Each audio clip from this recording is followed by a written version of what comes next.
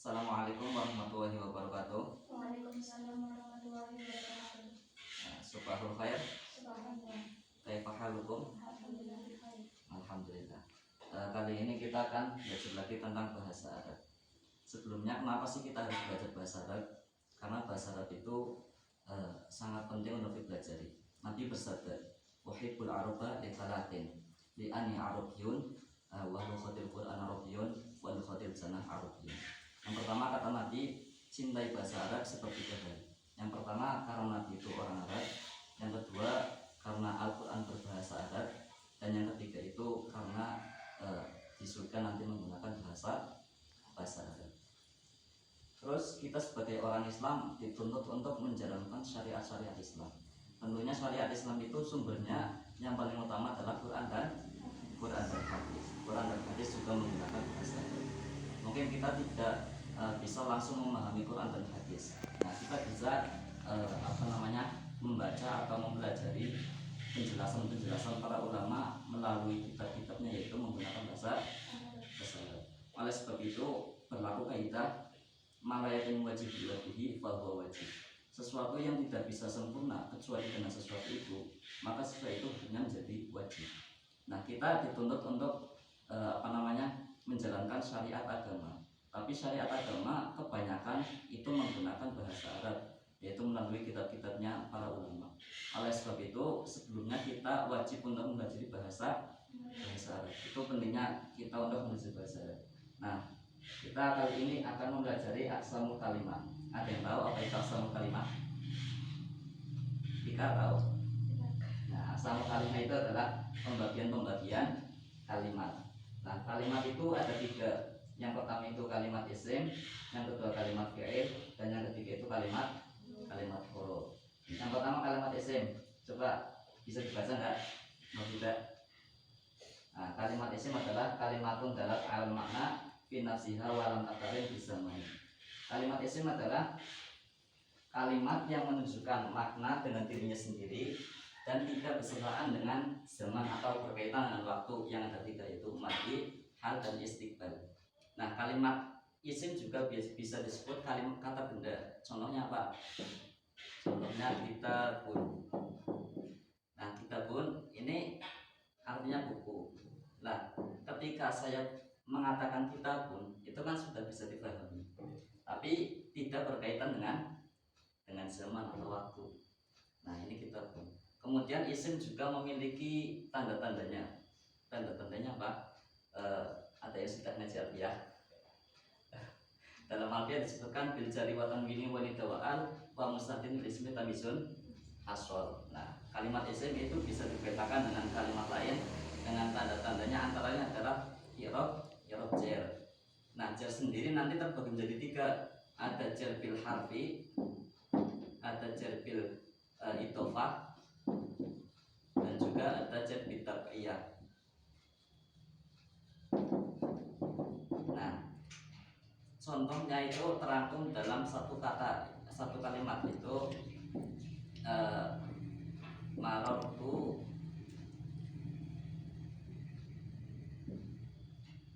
bi gulami Zaidin al-alimi. Namanya saya bertemu dengan budaknya Zaid yang pintar. Nah, di sini gulam ini dijerkan apa? I'rab jar. Di sini kalimat isim, tanda jarnya itu kemasukan i'rab jar. Nah, kemasukan i'rab jar itu kemasukan huruf jar. Kemudian di sini ada Zaidin jarnya itu sebab menjadi idhofah dari lafaz gulam. Kemudian ada al-alimi di sini jar karena menjadi tab'iyah atau sifat. Jadi jar itu terbagi menjadi tiga, ada yang dengan huruf, ada yang dengan idhofah, dan juga ada dengan tab'iyah. Kemudian selanjutnya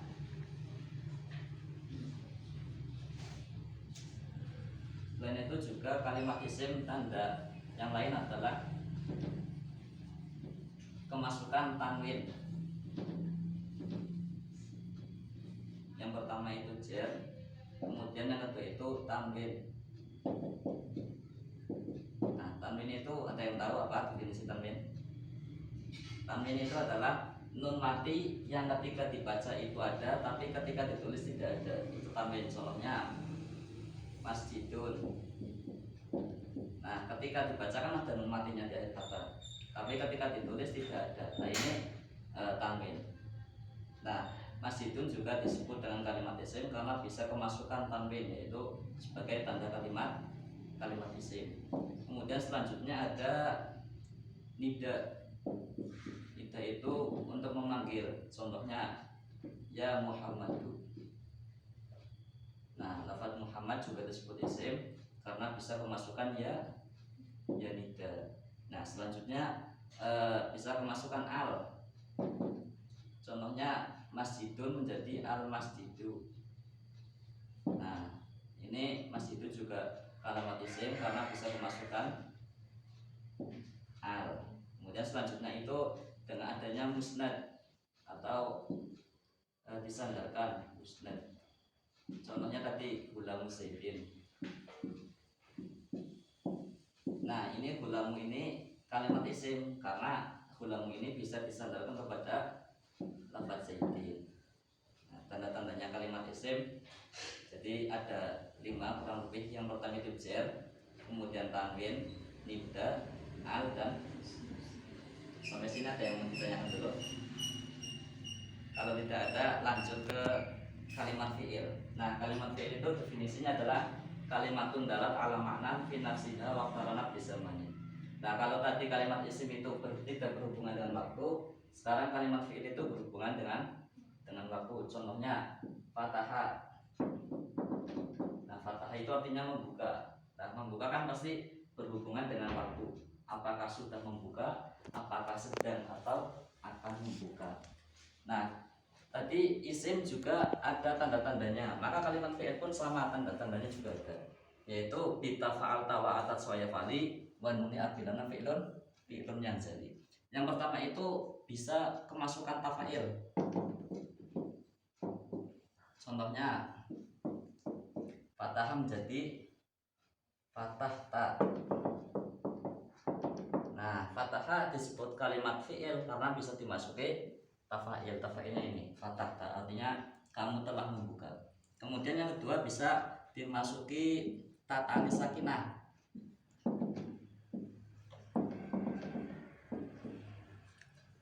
Sakinah. Nah, ta anis sakinah itu ta fa'il untuk perempuan. Kalau tadi fatah menjadi fatahat. Contohnya fatahat hindun. Nah, ini fatahah juga kalimat fi'il karena bisa dimasuki ta anis sakinah ini fatahat. Kemudian selanjutnya bisa dimasuki ya fa'il untuk perempuan juga. Contohnya adalah fi'il mudhari yaf'alina.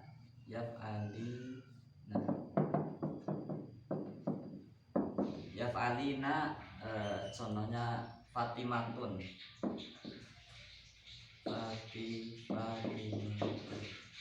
Yaf'alina Fatimatun. Nah, selain itu bisa dimasuki non taukid. Nah, non taukid juga ada 2, ada yang membuat khafifah dan juga non taukid taqilah. Non taukid khafifah contohnya apa?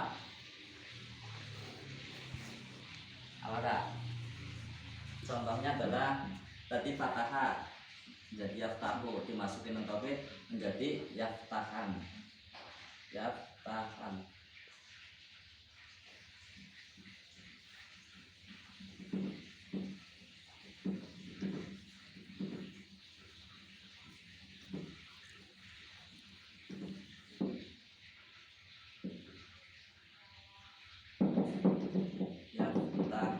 Nah, ini non taukid khafifah atau nun yang sukun.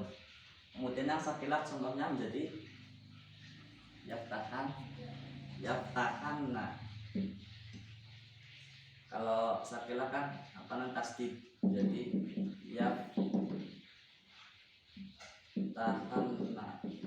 Nah, kemudian Kemudian fi'il juga bisa dimasuki qad, sin, dan saufa. Nah, kalau sin dan saufa ini khusus masuk pada fi'il mudhari'. Contohnya sa'adribu zaidan, saya akan memukul Zaid. Nah, kalau qad bisa masuk pada fi'il madhi dan juga fi'il mudhari'. Jadi kalau qad itu bisa masuk pada fi'il madhi ataupun fi'il mudhari'. Contohnya yang masuk pada fi'il madhi apa? Lafaz yang ada pada adan. Qad qomatis shalah. Qad qomatis shalah. Nah, ini qad yang masuk pada fi'il mudhari'. Nah, kalau pada fi'il madhi, kalau masuk pada fi'il madhi itu artinya itu untuk apa namanya? Menguatkan. Jadi sungguh sholat itu telah dekat. Nah, kalau pada fi'il mudhari' artinya itu terkadang. Contohnya qad ya'lamu Zaidun. Terkadang Zaid mengetahui. Itu bedanya qad yang masuk pada fi'il madhi dan fi'il mudhari'. Nah, sampai sini paham? Paham. Kita lanjut ke apa? Kalimat yang ketiga, yaitu kalimat huruf. Kalimat huruf adalah kalimatun dalat ala makna fi dzuriha wa lam takarin zaman. Nah, kalimat huruf itu menunjukkan makna tapi harus dengan kalimat yang lain atau seperti kata sambung. Jadi kata sambung itu kan butuh sambungan. Nah, contohnya apa? Contohnya dan juga lam. Nah, kalimat huruf ada yang masuk pada fi'il, ada yang masuk pada kalimat isim, ada yang masuk pada kalimat fi'il, dan juga ada yang bisa masuk keduanya. Contoh yang bisa masuk kepada keduanya itu hal. Contohnya menjadi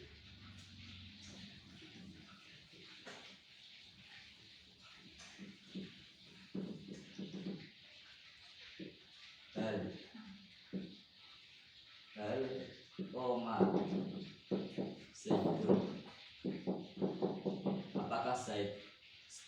Apakah Zaid telah berdiri? Ini hal masuk pada fi'il madhi. Yang masuk pada fi'il mudhari' contohnya yang masuk pada isim contohnya adalah hal Zaidun qaimun. Apakah Zaid orang yang berdiri? Kemudian ada yang khusus masuk pada isim, yaitu contohnya fi, huruf jar, tidak. Nah, ini hanya masuk pada kalimat isim. Kemudian ada yang hanya masuk pada kalimat fi'il, yaitu lam. Contohnya lam yaftah. Jadi kalimat huruf itu tanda-tandanya kalimat huruf itu tidak memiliki tanda-tanda kalimat isim atau kalimat fi'il, yaitu tanda-tandanya kalimat huruf. Sampai sini Pak. Ada yang mau ditanyakan atau tidak? Kalau tidak ditanyakan nanti saya yang akan bertanya ya. Coba tentukan mana yang kalimat isim, fi'il, dan juga huruf dalam suatu kalimat. Terus tanda-tandanya itu apa, kalau itu kalimat isim, fi'il, atau huruf.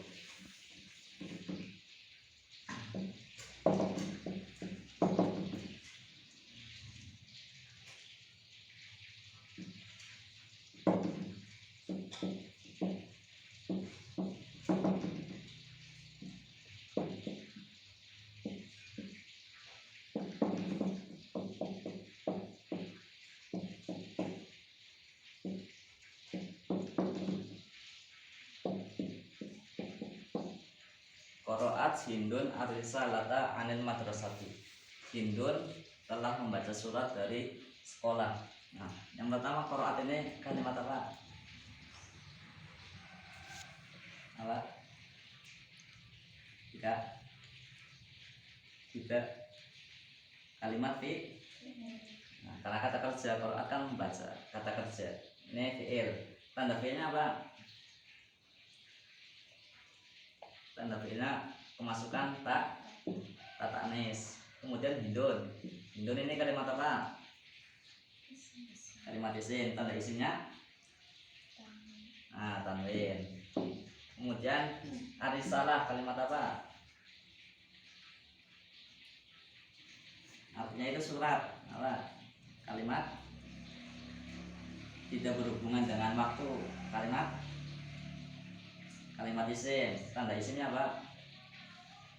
Itu kemasukan al dan juga kemasukan al ya. Terus an ini kalimat apa? Artinya dari. Kalimat kok karena tidak bisa berdiri sendiri. Kemudian madrasah kalimat apa?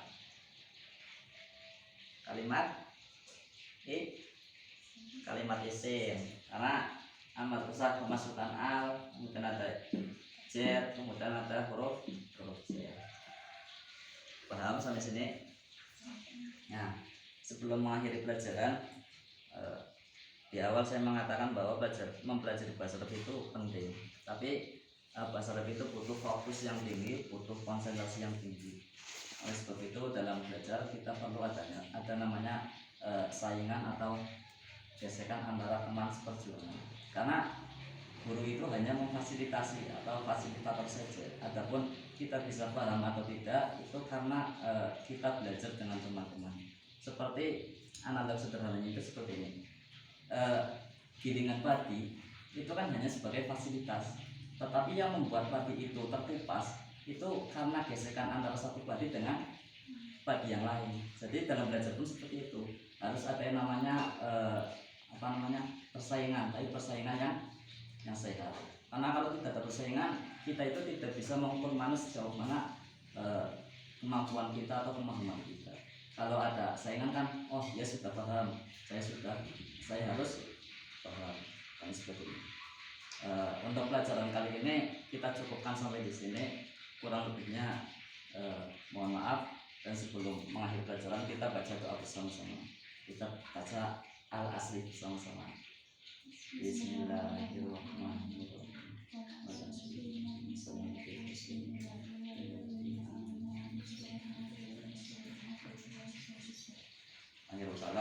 Assalamualaikum warahmatullahi wabarakatuh.